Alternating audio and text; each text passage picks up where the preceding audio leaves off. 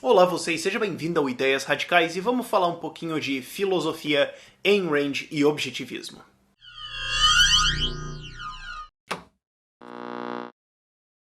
Agora, alguns de vocês já me perguntaram que tipo de filosofia que eu uso, que filosofia que eu acredito ou sigo, esse tipo de coisa, e indo direto ao ponto, objetivismo Ayn Rand. Rapidinho, quem é Ayn Rand e o que é objetivismo? E vamos dar uns detalhes e umas sugestões de leitura. Quem é Ayn Rand? A Ayn Rand nasceu e cresceu na Rússia e ela viveu a revolução socialista, comunista, bolchevique, sei lá, que nome que você quiser dar, a revolução russa. Ela viveu de ponta a ponta ela. Então, assim, a mulher sabe o que é socialismo, ela sabe o que é comunismo, ela sabe como os caras pensam porque ela viveu isso. Ela teve a loja do pai dela invadida por soldados, tudo jogado na rua. Isso aconteceu, ela viu a coisa. Então, às vezes você tem os escritores sobre socialismo que acham que ia ser tudo... Cara, você não viveu, sabe? A educação dela foi toda na Rússia, ela estudou muita filosofia, Aristóteles, antes dele ser banido na Rússia, porque ele foi... Porque meio que era uma filosofia discordante, estudou muito isso, se graduou nisso... Ela era boa, era muito lida, muito inteligente e da família dela, ela foi a única que escapou da Rússia. Ela conseguiu fugir e ir para os Estados Unidos e chegou lá no começo do New Deal. Então foi frustrante, é frustrante você ver isso, porque ela saiu de uma revolução russa, uma socialização da economia total, um desmanche de tudo o que produzia riqueza, e caiu nos Estados Unidos, começando o New Deal, que os Estados Unidos falou, pois é, eu acho que capitalismo não deu certo por causa dessa crise de 29 e vamos tentar planejamento central. Então ela chegou no país que era a esperança, olhou para os lados e falou, meu Deus, eles são retardados, eles vão afundar o navio deles. E ela começou a escrever para tentar salvar os caras, e ela escreveu novelas, histórias, ficção e não ficção. Então ela tem a primeira parte dela que é ficção, que são histórias, mas ela mesma diz, quando ela escreve histórias e quando ela escreve filosofia, os dois contêm a filosofia dela. Tanto que as minhas recomendações literárias não são os escritos acadêmicos dela, mas os escritos ficcionais. Porque lá dentro tá toda a filosofia dela. É só você ir lendo, você vai pegando a coisa. É só que é mais fácil, ao invés de ver um livro formal, acadêmico, filosofia, chato, mais quadrado. Qual é a filosofia dela? É o objetivismo. Você tem 5 áreas da filosofia que devem ser observadas, e você tem um método de investigação de cada uma delas. O objetivismo é um método de ver essas áreas, são os julgamentos, né, o jeito de analisar essas coisas. Eu estou sendo bem ampla, não quero entrar nas tecnicalidades. Se você tem um mestrado em filosofia e os termos estão doendo um pouco, calma, cara, eu estou tentando falar com um público mais amplo. Mas a filosofia dela é, de maneira geral, isso vai ser um pouco estranho, mas pós-científico, pós-industrialista Aristóteles. Tanto que a magnum opus dela, que é Atlas Shrugged, que é a Revolta de Atlas, os livros têm nomes de...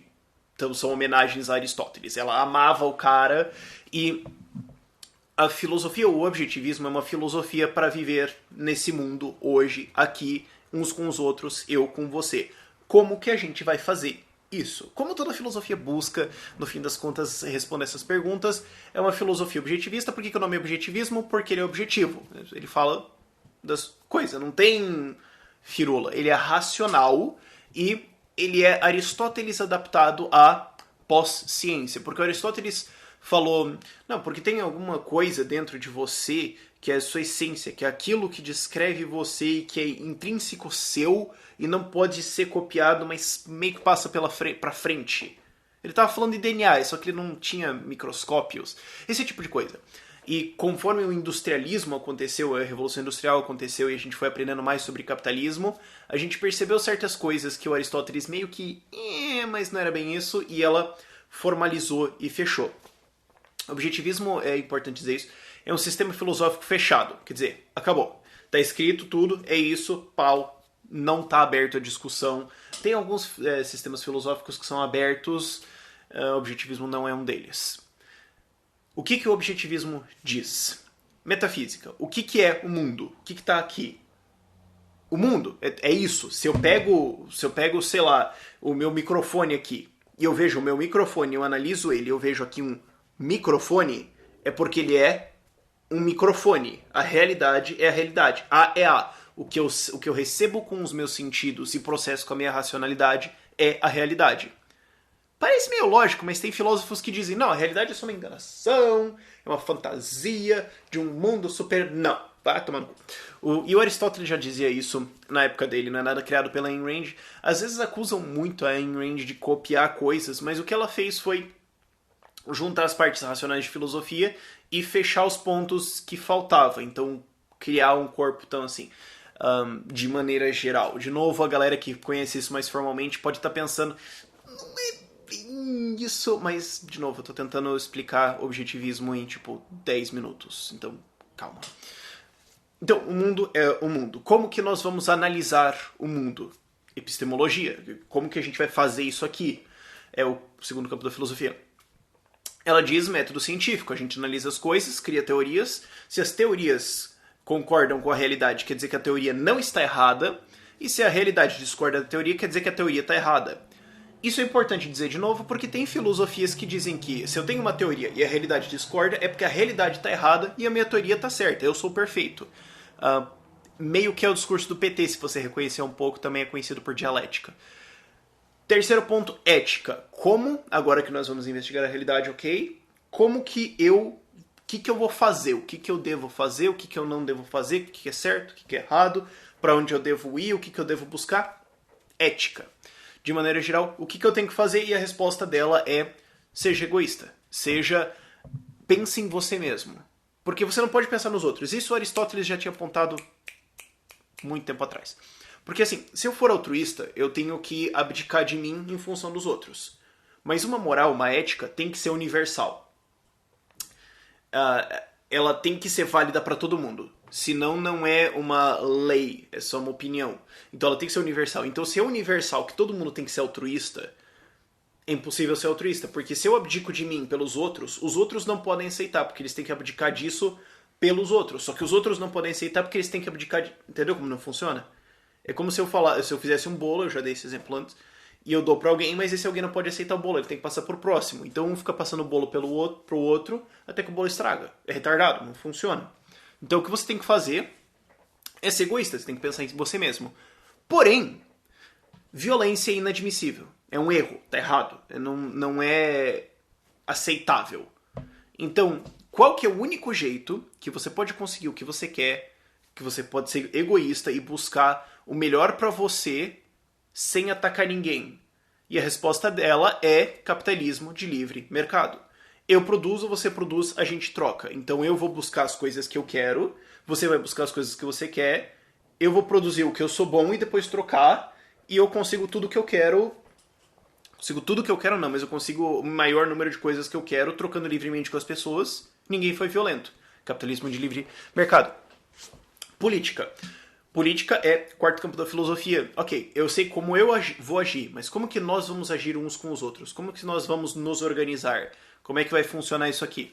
Algumas filosofias dizem porrada. Outras filosofias dizem, bom, tem esse cara aqui, ele é o rei e ele é Deus. Por quê? Porque eu tô dizendo que ele é e você obedece ele, senão você vai pro inferno. O que a Ayn Rand diz em objetivismo? O reino da lei. Nós vamos ter leis, regras e nós vamos obedecer elas, e quem não obedecer a gente vai, dentro da lei, julgar essa pessoa e ver como é que a gente vai organizar isso. E depois, quinto campo da filosofia estética. Por que nós vamos fazer isso? Qual que é o sentido? Para onde que a gente vai? Se eu quero ser egoísta e quero buscar o melhor para mim, o que é esse melhor? Qual que é a busca? Qual que é o sentido? O que é legal, o que não é? Não no sentido de bom ou ruim, mas no sentido de interessante, ou no sentido de grandioso ou não grandioso, de bonito ou não bonito. Estética. E o que ela diz é que a estética, o que é bonito, é o que engrandece um homem e o que motiva a gente a ir pra frente, é o que motiva a gente a crescer e produzir e se tornar melhor e se tornar mais forte e se desenvolver. Não necessariamente produzir no sentido capitalista, mas criar, avançar, ir pra frente e buscar mais e mais explorar essa coisa que é humana, de maneira geral. E ressaltando de maneira geral, isso é uma pincelada que eu dei em 4 ou 6 minutos, alguma coisa assim. Eu poderia fazer um vídeo de 3 horas super formal sobre isso, e um dia eu vou fazer ele Não vai ser hoje.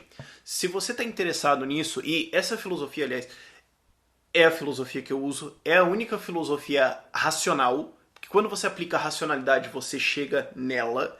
Algumas pessoas não gostam, algumas pessoas têm as discordâncias delas, e vai acontecer, eu não quero provocar esse debate aqui agora, eu só quero que você se interesse por isso e vá ver o que é esta filosofia, que é a filosofia que engrandece o homem, a filosofia que busca que nós alcancemos o nosso maior potencial e como que todos nós podemos alcançar o nosso maior potencial juntos de maneira pacífica. Essa é uma das coisas que está dentro do objetivismo, uma busca egoísta pelo maior ser humano seu que você consegue encontrar dentro de você, e todo mundo está fazendo isso ao mesmo tempo, e todo mundo consegue fazer isso, mas isso é bom para todo mundo, só que todo mundo está sendo egoísta, esse tipo de coisa. E depois tem as análises dela sobre poder, sobre o reino da sociedade, sobre o reino da opinião, esse tipo de coisa que eu não vou querer entrar necessariamente agora. Se você se interessou, eu sugiro duas leituras e uma terceira que é a leitura acadêmica dela. Como eu falei antes no vídeo, eu sugiro que você leia a ficção dela, porque a ficção dela é muito mais fácil de ir lendo, é muito mais atrativa, é muito mais leve, e porque não é um livro de filosofia, sabe? Então é mais fácil. Se você não tá com muito tempo, Anthem. Anthem foi um livro que ela escreveu mais pra frente na vida dela. É uma novelinha. Dá pra ler assim, uma hora, uma sentada você lê. E é o tipo de coisa que, quando você termina esse livro, você senta, para e fica uma hora, tipo, repensando a sua vida, repensando tudo o que tá ao teu redor, assim. É uma novela distópica. O que é uma distopia? É quando você tem um mundo impossível, digamos assim, e fudeu tudo. Que é uma distopia de um mundo socialista onde é proibido você dizer a palavra eu, ego. É proibido, é crime, isso é morto. E é digamos, um paraíso utópico socialista que obviamente é o inferno porque deu tudo errado. E tem um romance no meio, é muito legal e contém basicamente todas as premissas filosóficas dela e as interpretações dela sobre capitalismo, socialismo, ego, coletivismo, certo, errado, moral, imoral, esse tipo de coisa. O que vai acontecer se a gente aderir a cada um deles, esse tipo de coisa. Recomendo fortemente Anthem. Os links para isso em Amazon, Kindle e tudo mais vão estar lá na descrição do vídeo, mas se você tem tempo, se você tem tempo e se você está preparado para um livro que vai desafiar as coisas mais fundamentais em você, The Fountainhead. Eu não recomendo ainda o Revolta de Atlas, porque assim, 100% sinceramente, Revolta de Atlas está aqui. Eu não li ele ainda, então só sendo sincero. Eu recomendo o Fountainhead.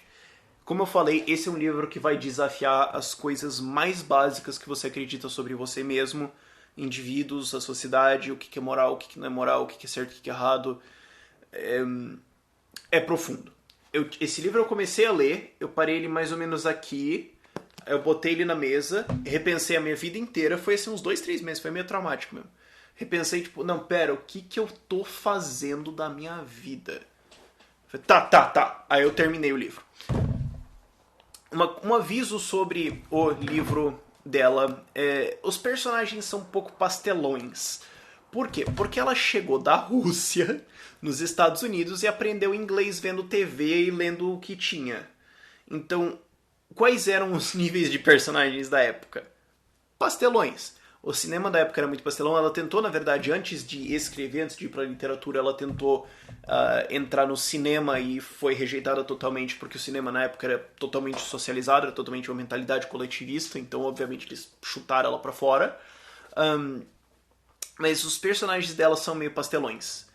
Sim, as construções tal são meio um pouquinho forçadas. Você olha e fala, tipo, não, ninguém é assim. Ninguém é assim. E Senhor dos Anéis também é ficção. Tipo, não existem elfos, tá? É só, tipo, é uma ficção. Só porque acontece no mundo real, acontece em Nova York nos anos 20, nos anos 30, não quer dizer que todo mundo ali é real. Então, uma pitada de aviso nisso.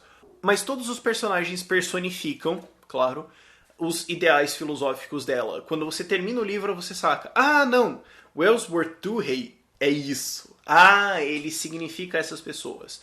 O Rourke significa esse espírito. Ah, a Dominique é... Ah, não, com essa personagem ela quer me dizer que se você fizer isso com a sua vida, você vai acabar assim. Esse tipo de coisa passado através dos personagens. E também você vai aprender uma porrada de coisas sobre arquitetura. Depois que eu li esse livro, eu não consigo mais olhar pra certos prédios sem olhar e falar, nossa, que bonito! Oh, puta merda, explode esse prédio, que troço feio. Porque o personagem principal é um arquiteto, mas eu recomendo fortemente esse livro, muito bom. Ah, Revolta de Atlas é melhor. Não sei, não li ainda, calma. Meu, na boa. Eu tenho mais coisa pra ler. Tipo, eu tô recomeçando a ação humana agora, então paciência, né? Aí você me fala, não, Rafael, eu quero sofrer. Me manda o livro filosofia mesmo, o livro fundamental do que é. Eu quero a coisa... Tá, beleza. A introdução à epistemologia objetivista, ou Introduction to Objectivist Epistemology. Eu lembro o nome, porque às vezes eu confundo a posição das letras, confundo das palavras. Mas é An Introduction to Objectivist Epistemology, da Ayn Rand. Eu já li esse livro em inglês umas 2 ou 3 vezes, mas em pedaços ao longo do que depois uma lida inteira. É o livro formal dela, que ela considera o tratado de filosofia dela. Esteja avisado, é um tratado de filosofia. Então, tipo, tenha café quando você tá lendo, porque é maçante, é pesado, é o tipo de coisa que você lê 2 linhas, para...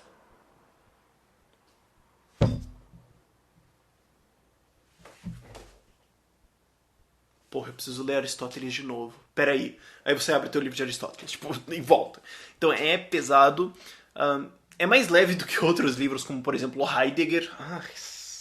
É muito mais leve do que Foucault. Não, Freud é bem mais levinho, mas é que Freud é meio astrologia, então tudo bem. Mas esteja avisado. Mas se você quer ler esse livro também, é bom. Os links para todos esses livros, Kindle, Amazon, blá blá blá, os PDFs de graça que eu consegui achar por aí, se eu conseguir achar, vão estar lá. Espero que você tenha gostado. Se você tem dúvidas e algumas outras perguntas, podem colocar nos comentários. Mas eu vejo vocês nos próximos vídeos e agora a gente vai ter recomendações de leitura, às vezes maiores ou menores, mais ou menos pontuais. Mas vocês estão pedindo isso faz um tempo e eu resolvi começar pelos fundamentos, pela filosofia, que eu acho que é o mais importante. Sem isso, meio difícil discutir alguma coisa. E de maneira geral, a Ayn Rand foi o que me acordou pra filosofia. Eu sempre achei filosofia, tipo, mas pra que serve isso? Eu já falei isso, tipo, publicamente, mas filosofia não leva pra lugar nenhum. É porque vocês, de maneira geral, eu e você, provavelmente, só estudou na sua vida inteira misticismo platônico. Provavelmente foi só isso que você viu, e coisas influenciadas por dialética e relativismo moral, e aquelas coisas que dizem que ah, não, mas a ciência é só um bando de pedante que acha que, sabe, essas filosofias retardada, então você chega à conclusão que não serve pra nada. Não, é só que você estava lendo filosofia lixo, o que é debatível se deveria ser chamado de filosofia ou não. Mas, objetivismo, sugiro, leia, aprenda, é bem útil. E, nossa, o vídeo ficou longo, chega. Tchau, tchau.